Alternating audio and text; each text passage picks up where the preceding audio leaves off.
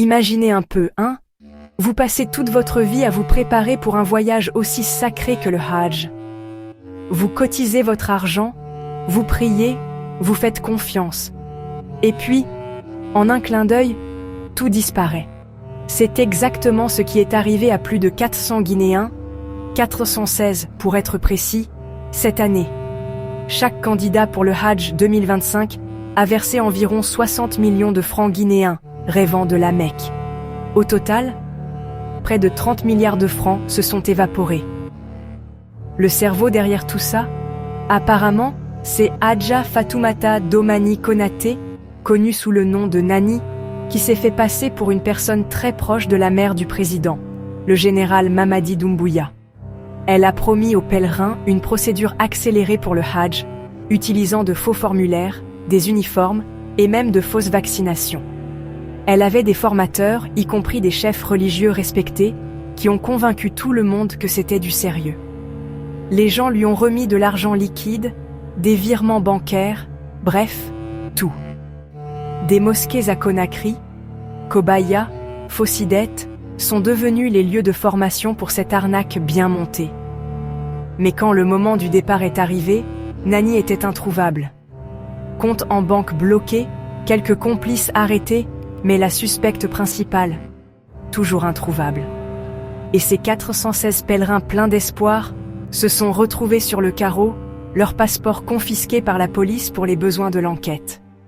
Maintenant, ces victimes, menées par Amara Sylla, lancent un appel au président Doumbouya et aux autorités pour que justice soit faite et pour récupérer leurs rêves et leur argent. Chose choquante, certaines agences agréées étaient impliquées. La Ligue islamique reste silencieuse, prétextant être occupée par l'organisation du reste du Hajj. Ce n'est pas seulement une affaire d'argent, c'est une question de foi, de confiance et d'espoir brisé. Pour beaucoup, le Hajj, c'est le voyage d'une vie. Se le faire voler comme ça, c'est une blessure qui marque profondément. À la diaspora guinéenne, où que vous soyez, n'oublions pas ces victimes. Continuez à raconter leur histoire, exigez des réponses et par-dessus tout, gardez espoir. Depuis plusieurs mois, la Guinée fait face à une crise de liquidité sans précédent. L'un des éléments déclencheurs de cette pénurie réside dans le retard pris par la Banque centrale de la République de Guinée, BCRG, dans le renouvellement de son stock de billets. Ce retard s'explique notamment par des rumeurs, apparues en août 2024, insinuant que le ministre de l'économie et des finances d'alors, Moussa Cissé, et le gouverneur de la BCRG, Karamo Kaba, auraient introduit de la fausse monnaie sur le marché. La crise de liquidité en Guinée est une situation préoccupante alimentée par plusieurs facteurs. Retard dans le renouvellement des billets, croissance rapide de l'économie, dépendance au paiement en espèces de l'État, méfiance des opérateurs économiques envers les banques et application stricte des normes anti-blanchiment.